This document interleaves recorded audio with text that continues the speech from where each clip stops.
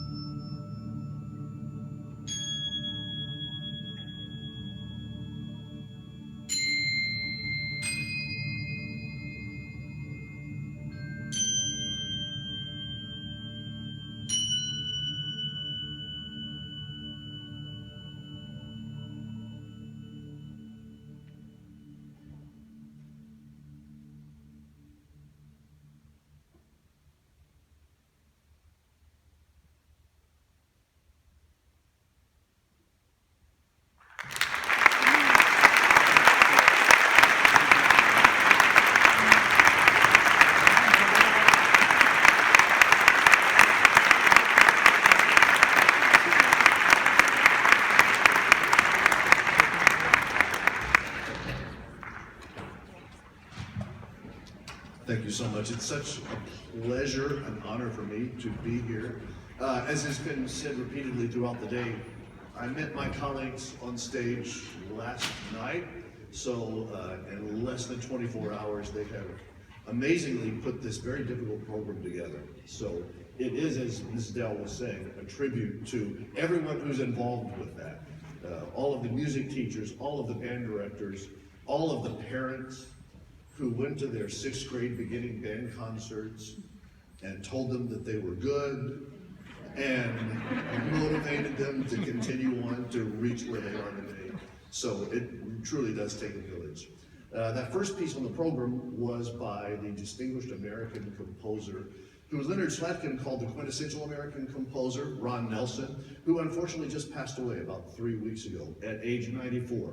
So he had a good run, but he was an amazing contributor to the band medium, pieces such as Rocky Point Holiday, Aspen Jubilee, all those wonderful pieces that I'm sure many of these students at some point either have or will encounter.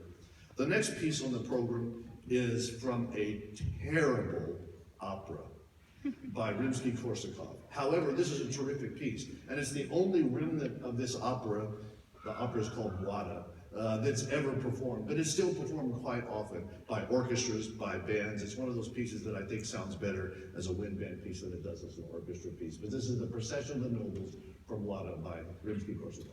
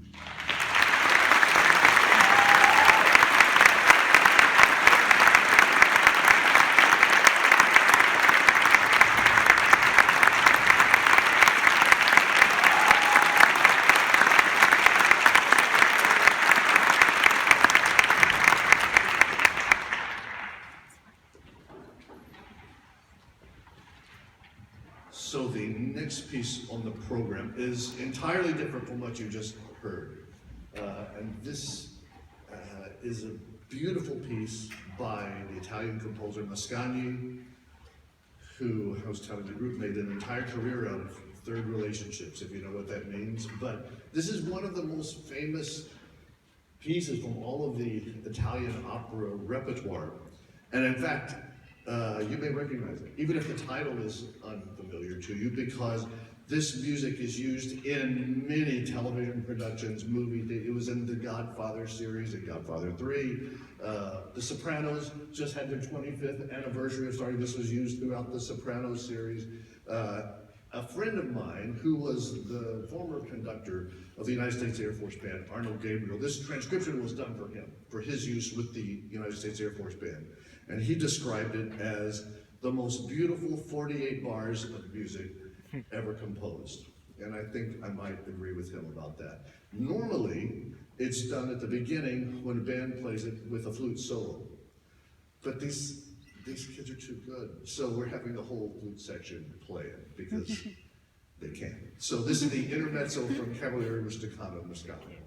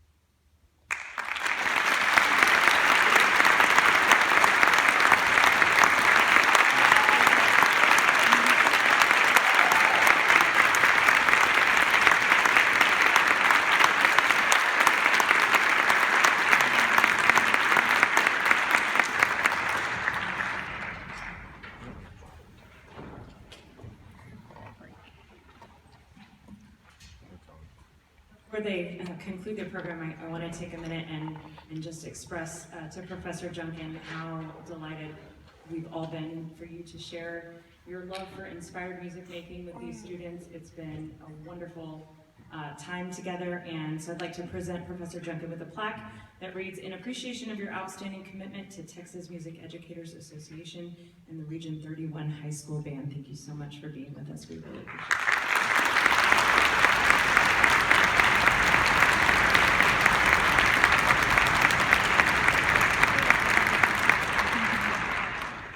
Thank you. And I know it's been a long day, and so I don't know if you've been in the other concerts and you've heard Ms. Dell make her remarks.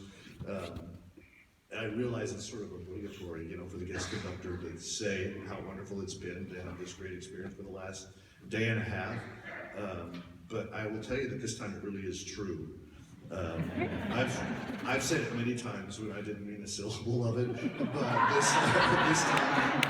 this time it's been nothing but a pure pleasure. Again, with my colleagues on stage, who are extraordinary. You can hear the talent level. It's just amazing. But also with my band conductor colleagues here, the other clinicians. It's just been a wonderful time. So it's been my real pleasure, deep honor to be back here where the music making is so good.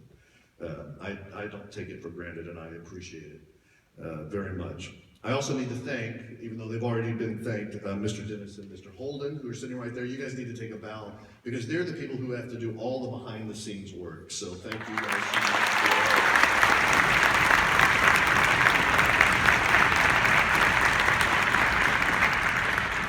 And then I know has already been mentioned, but Kim Johnson and his staff here at this beautiful facility have been nothing but gracious with their time and their efforts. And of course to Susan Dell, who has put all of this together, made it all possible. I wanted to take just a moment to talk about this last piece of music, because I think it is quite an extraordinary aesthetic experience that we're all in for. But the piece is by a person who I'm proud to say is my colleague now at the University of Texas. He wasn't when he wrote this piece.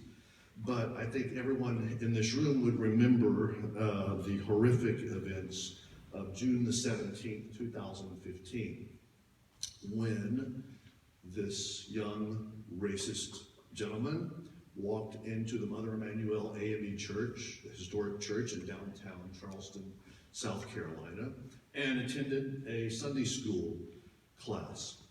And then after about 45 minutes of interacting with the people in that class, stood up, took out his gun and shot everyone in the class. Left the building, of course, was later arrested, tried, convicted.